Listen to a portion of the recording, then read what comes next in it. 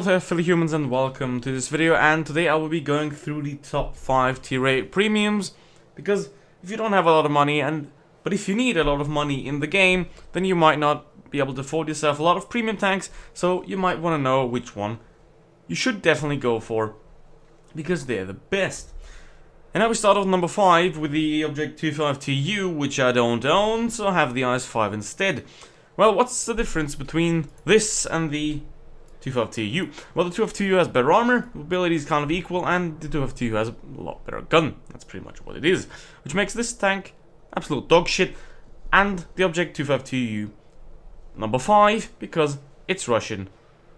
Because yes. Now that brings us to number 4, and that is the Scorpion G.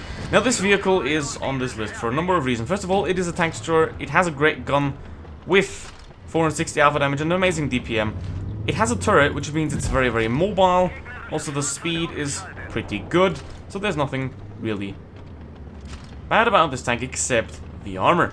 That is the only downside of this vehicle. The armor is absolutely horrible. It doesn't have any. Even though it is the Panther chassis, there is no armor on it. Also, the turret, everyone can penetrate with HE without any problem.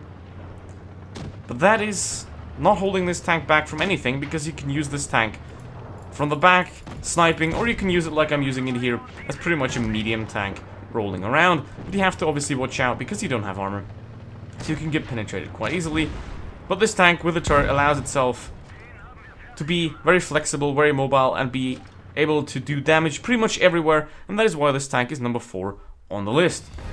Now we get to the number 3 of the top 5 tier 8 premium tanks, and that is the Canon Action X. This tank is quite universal, actually. It has great gun depression, it has great mobility for a heavy tank, it has very, very good armor if you use the gun depression well. Obviously the low plate is a weak spot as always. It has a cupola on top, so if you play this on a flat surface, people with good aim can penetrate that without a problem. Now, this tank has the highest DPM among all tier 8 heavy tanks, so that is why this tank is on this list, because it just, the sheer damage output is just absolutely insane. You can see it right here, 4 seconds reload for every shot. But the problem of this vehicle is it only has 190 alpha damage. So you have to expose yourself a long time to be able to continuously get the damage in, which is what holds this tank back from getting higher up the list, because the longer you have to expose yourself, the longer you allow the enemy tanks to shoot at you and to do damage to you, therefore decreasing your effectiveness. Nonetheless, if you get yourself into a good hold down position right here, for example like this, there is nothing that they can do, because you're well protected. The third armor is fantastic, the cupola is hidden due to gun repression, and the DPM just allows you to absolutely rip apart every tank in the game, unless it's a Russian tank, because obviously Russians get special RNG. Therefore, it is going to be quite hard for you to actually be effective against any Russian tanks. Nonetheless, this tank, because of the great features that it has, DPM, gun oppression, armor, decent mobility for a heavy tank, this vehicle definitely deserves a spot on this list, and that is why it's number 3 of the top 5 premium tanks.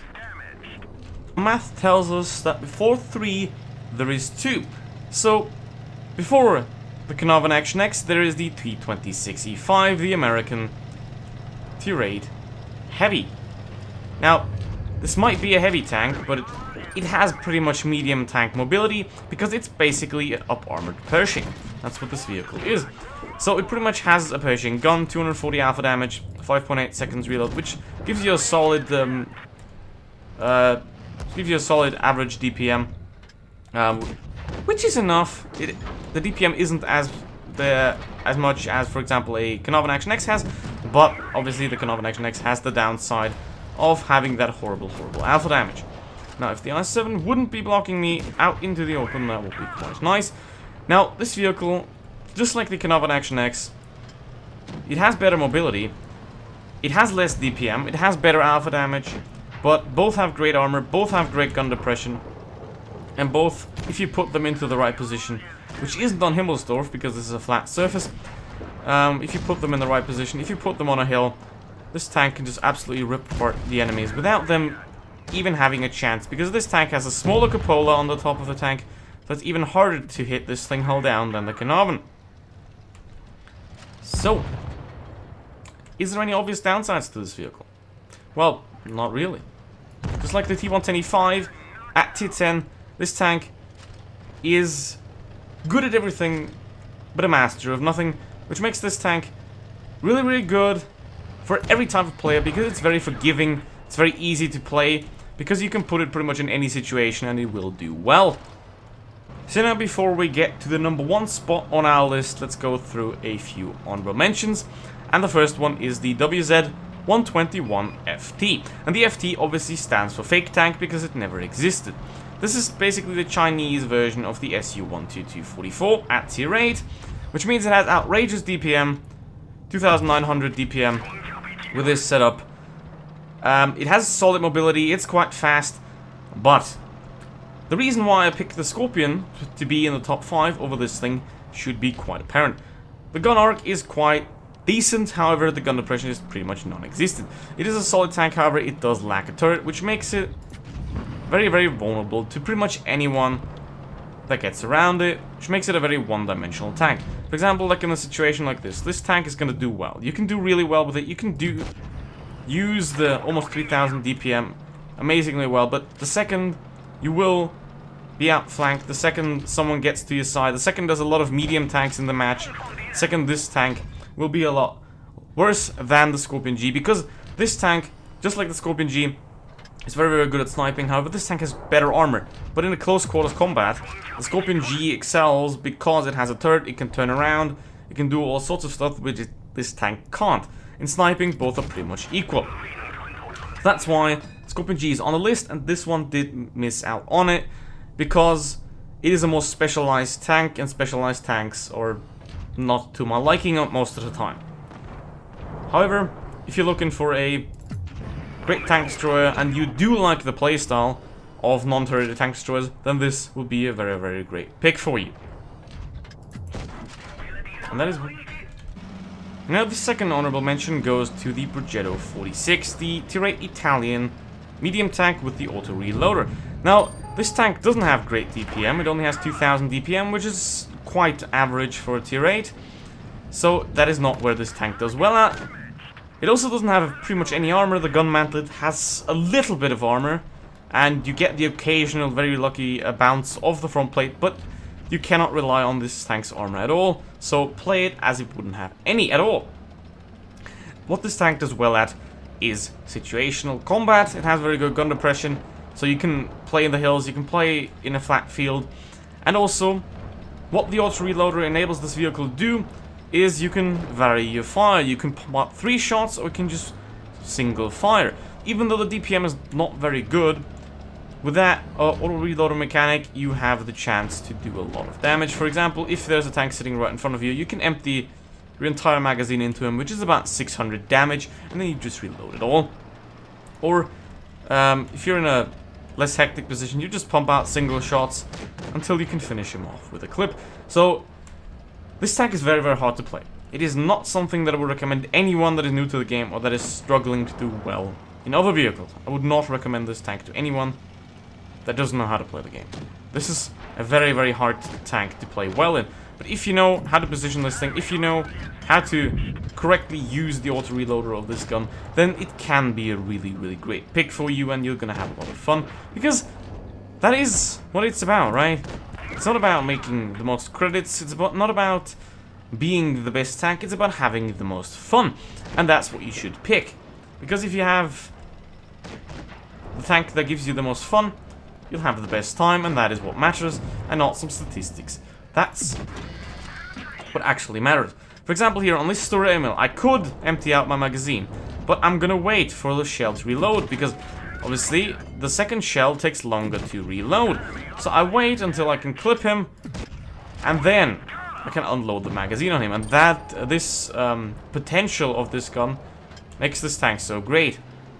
See, I kind of underestimated the HP of the story Emil there, leaving him on 38, but in the end it doesn't really matter. I can just go back, use the mobility, reposition myself, get myself into an advantageous position, and now catch the 250U off guard. And I have to pull back now because he spotted me, because obviously I don't have any armor. but I can reload in peace. And I have 3 shots available at any time that I can put into someone. And it's 600 damage, and the object can only do around 400 to me. So this great chances that this gun gives this tank is why it deserves an honorable mention. But the horrible DPM and the horrible armor limit it from being on the list itself. Now, this is what you've probably been waiting for. What is number 1? Let's see. So now we are at number 1, and this is obviously, this should be no surprise to anyone, the MX M449. This tank is just great at absolutely everything. It has 310 alpha damage, which means you can pretty much trade with every medium, with every low alpha damage heavy tank. It has pretty good mobility. You can keep up with the mediums quite well, but you don't have medium armor. You have heavy tank armor, which is weird for a French tank. This is basically the tier 8 premium version of the AMX M454. And if you've seen a certain YouTuber's video about the tier 10, that should be still in testing, then you would have seen that this tank is absolutely insane, which is also what this one is. This is basically the mini version of the tier 10. It has 310 alpha damage, 2300 DPM, which is quite right in the middle. Solid alpha damage for tier 8. It has 232mm of penetration on the AP, so you rarely have to load APCR at all, which then gives you about 260mm, so you won't have trouble penetrating anyone really, even tier 9s. Now, what they will do, they will have problem penetrating you, because the only actual weak spot at the front is the cupola on top, and obviously the lower plate. But no worries about the lower plate, because you have a lot of gun depression, as you can see right here. No need to worry, this tank can do anything. This tank has only one obvious downside, that is the size. That is quite easy to spot, it is quite easy to hit once you aim at it, but easy to hit doesn't mean easy to penetrate, so you have to penetrate the front first. It has decent sides, but then again it is a French tank, so you can't really side scrape in this tank too much. You want to keep the engagement right in front of you, so you can control it and you can decide the outcome of the battle. Like for example against the 252U here, I want to keep the front of my armor pointed right at him, because as you can see these side plates right there, if I angle up, he can penetrate those plates on the side. So I want to keep the tank as straight as possible to avoid getting penetrated. As you can see, the 252U just didn't get me at all. And I have the LTTB on my side. I hope that my team is able to kill the 252U, which seems they're not. So let's have to do that myself. And with the pretty cool mobility, turn speed, all of that, not a problem for this tank at all. Now I can refocus and take out the LTTB and pretty much hunt after him, because it's not it has pretty much better armor than a VK100, but it has almost medium tank mobility. Like, there is no downsides to this tank at all. It does not have any downsides. It might have less DPM than an Action X, but the Action X has to expose itself for way longer than this one. And I don't know why I'm being hunted by an SU-101, but anyway, let's turn around, refocus, block him. This tank's very, very heavy, so it also excels at ramming, which is what the Canon and the T26 can't do. So this tank is pretty much the perfect all-round package. And if you have a good team, and if you know how to do well in this tank, you'll just do absolutely excellent. That is why the MX M449 is the best tier 8 premium tank in the game. And if this one is in the shop, you should definitely go for it. Because good player or not, it forgives a lot of mistakes. And if you know how to play this tank well, you can be an absolute monster with it. So that is it for this video, and if you liked it, then just like it. If you didn't like it, then okay then. And if you have any more ideas about any top 5 lists or any tanks that I should cover, put it down in the comments. I'll read them, obviously. And anyway, thanks for watching. Bye!